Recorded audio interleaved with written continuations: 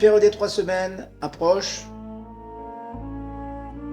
Tout le monde se précipite sur le téléphone et veut savoir, peut-on se baigner?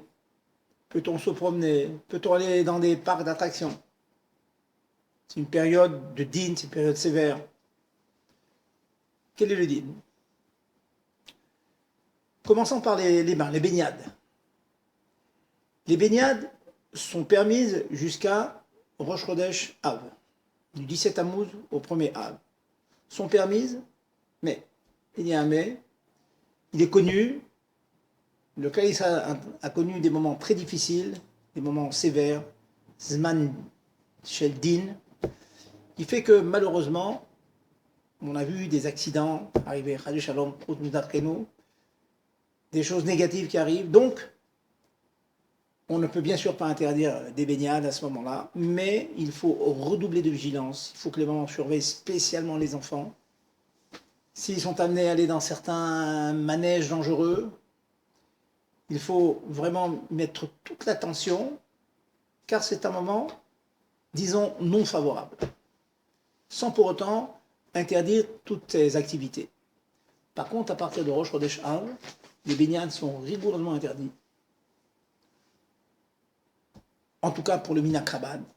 Certains ont certains intérims, mais pour le Minhag Chabad, ceci est rigoureusement interdit. Les baignades, les bains sont interdits à partir de Rosh Chodesh Av. D'autres questions qui sont soumises, faire de la peinture, faire des travaux de rénovation. C'est ce qu'on appelle un binyan shalar chava, c'est être mieux, plus dans le luxe, dans le confort. Ces travaux doivent être faits hors des 3 semaines. Il faut trouver d'autres solutions.